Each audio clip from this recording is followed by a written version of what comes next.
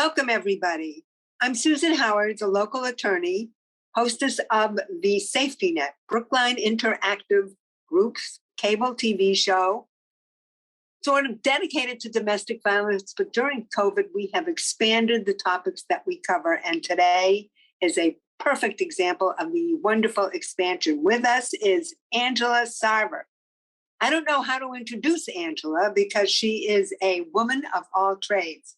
She's HR, she's a counselor, she deals with employees, she deals with corporations. She has done it all. Angela, hello. Welcome to the Safety Net.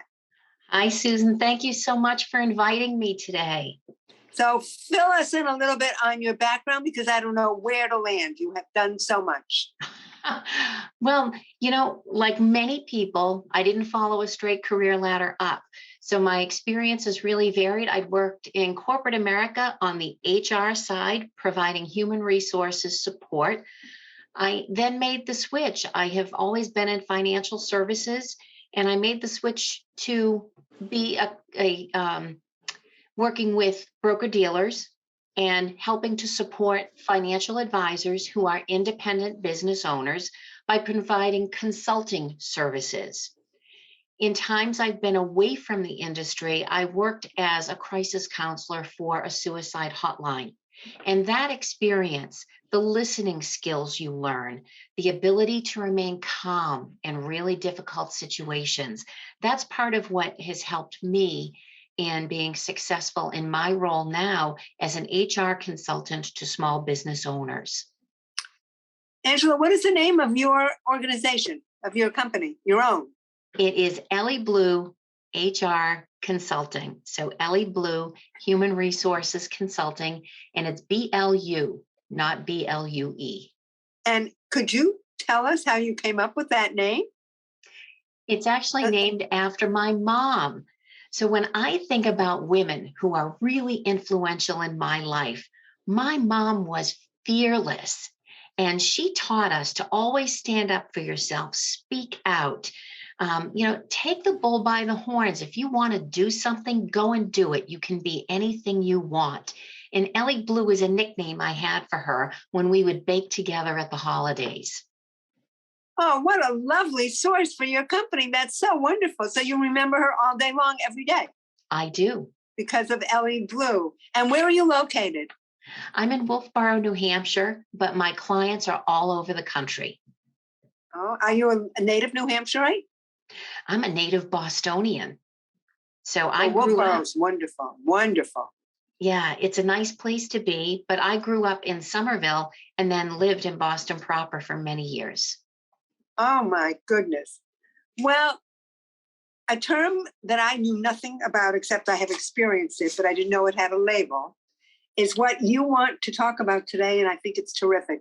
Compassion fatigue. And as we were chatting before the show, I think so many of us, I don't know if it's compassion fatigue, news fatigue, Ukraine fatigue, COVID fatigue, inflation fatigue, gas fatigue, but I think so many people I'm running into are exhausted.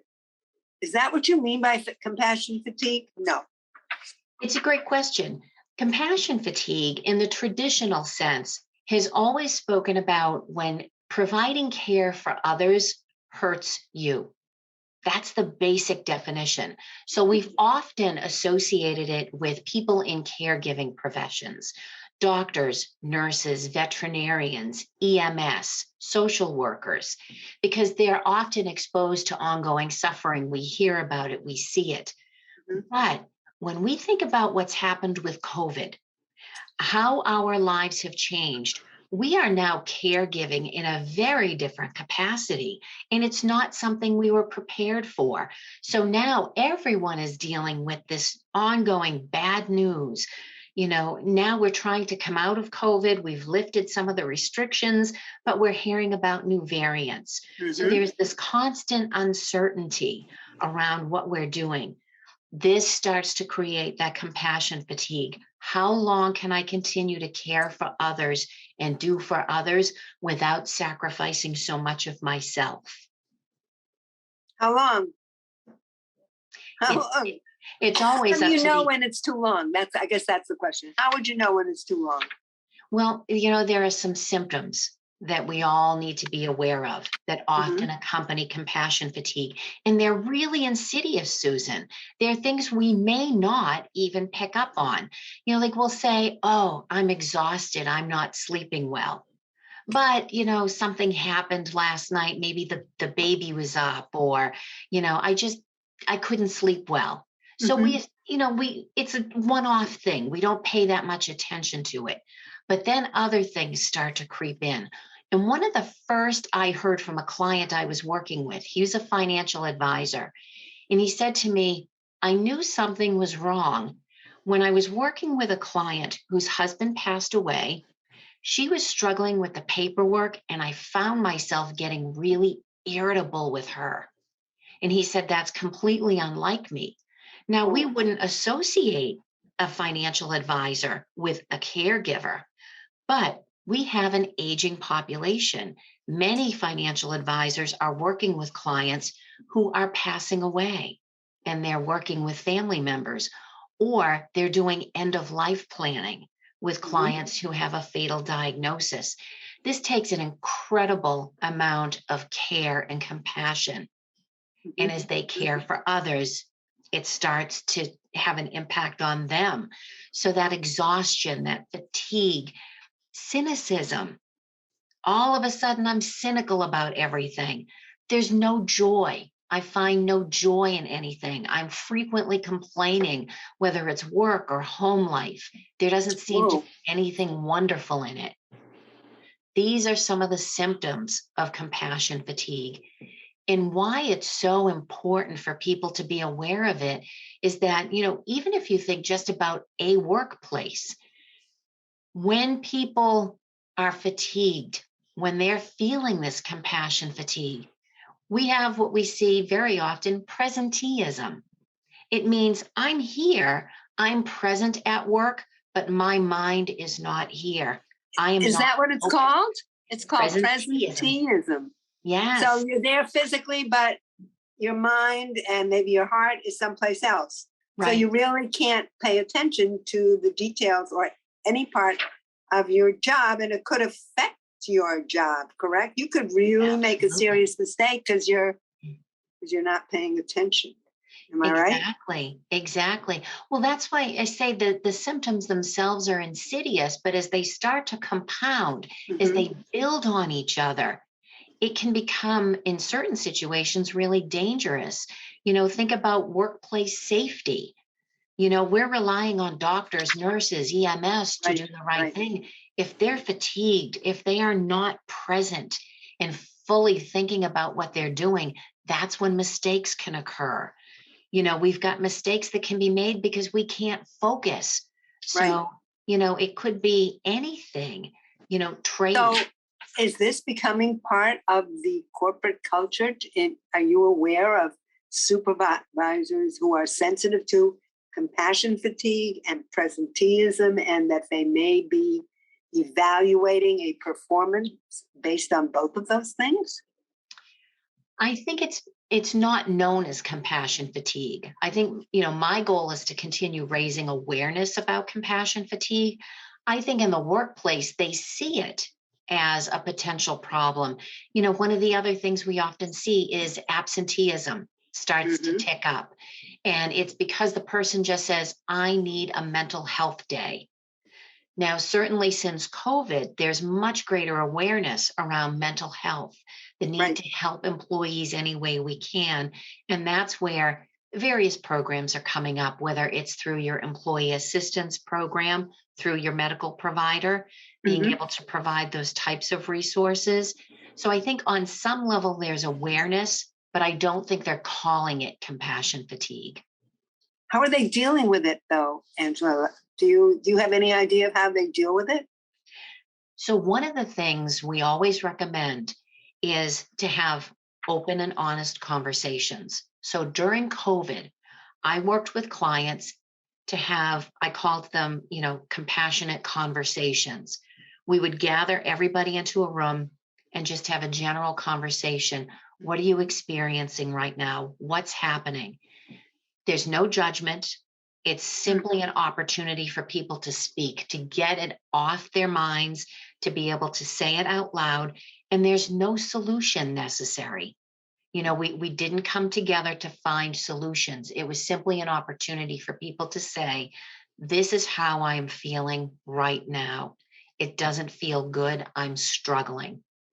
And being able to have that conversation can alleviate some of the pressure that comes with the fatigue. But didn't the individuals want some sort of respite or way to deal with it so they're not as fatigued? I mean, I know I would like it. I would like somebody to give me a recipe. I know you can't do that, but I would certainly, and you just take 4 hours away from the TV or the news or your work. Well, I can't do that, but maybe I could take an hour. Maybe I could start with 15 minutes. Do you work through some sort of graduated disentanglement from whatever it is that's causing the fatigue? I think you absolutely can. The approach has always been, if we think something is too big and too daunting, we won't even attempt it.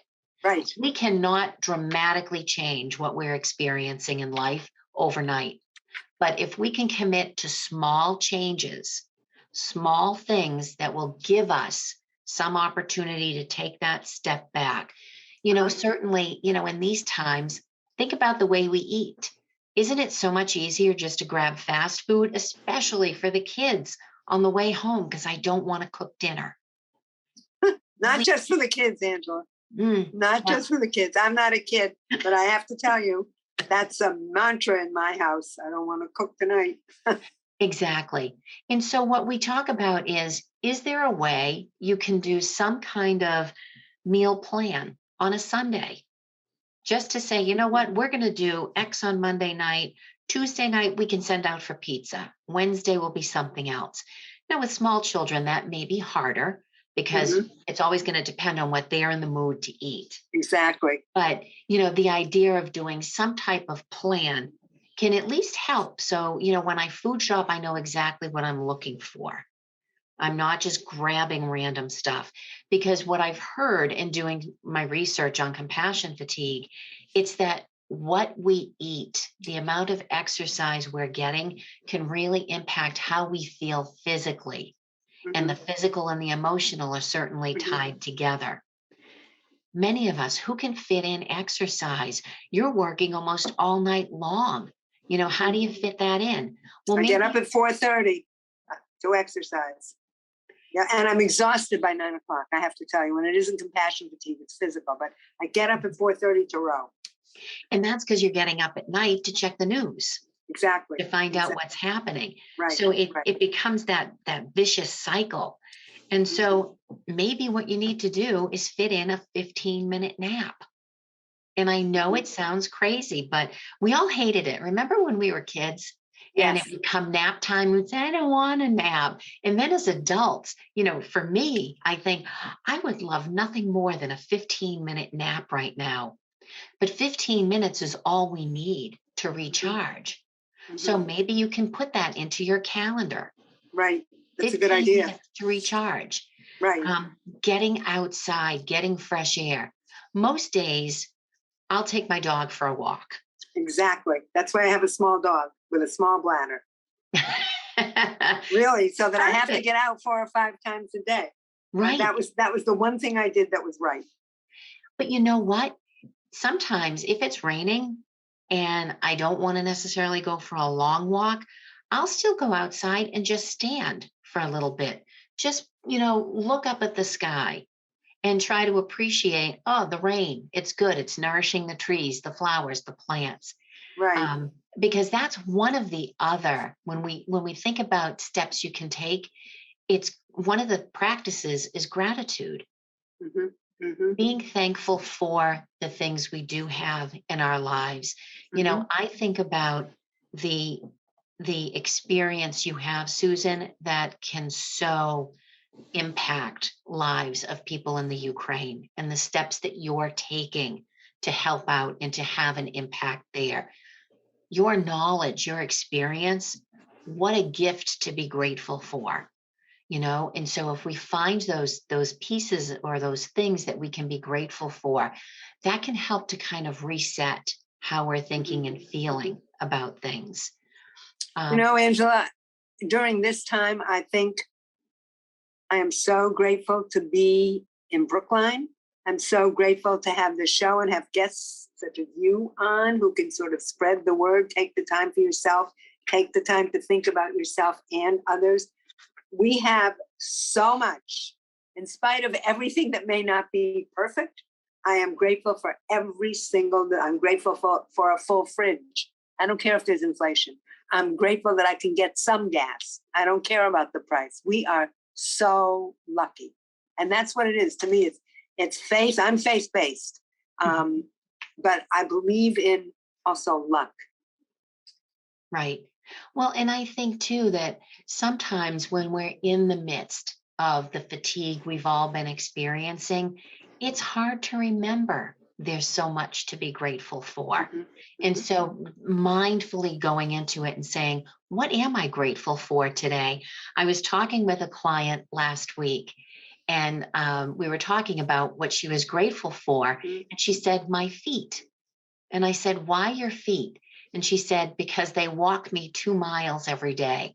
And when I walk those 2 miles, it really helps me to reset so that I'm ready to keep working with my own clients.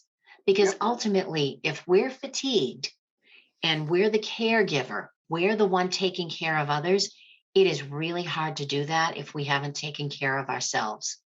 And that's really. So you're not just talking about traditional caregivers, you're talking about all of us. Even if we're not taking care of, say, an elderly parent or a young child, or we're not in a medical profession or even legal or a counseling profession, just in our everyday life, interacting with our neighbors, with friends, with colleagues, in some ways, we may be taking care of them and we don't even know it. Maybe a smile. Right. And that's why I say the traditional definition of compassion fatigue really centers on caregiving professions. But our lives have changed dramatically. And so we are checking in on neighbors. We are helping them with their food shopping or helping them to get to appointments. So, it is different. And no one has said to me, Angela, this is the new definition of it. But I think if you look at the simplistic definition of compassion fatigue, it's that fatigue that occurs when you're helping others and it hurts. It's hurting you to be caring for others. And that's when you have to take hold and stop the hurt.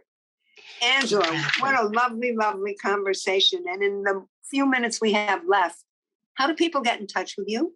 And the name of your organization, again, I'm going to say it because it's your mom, Ellie Blue. It is. No E on the blue, everybody. Ellie Blue, and you're located, you have a national or an international practice?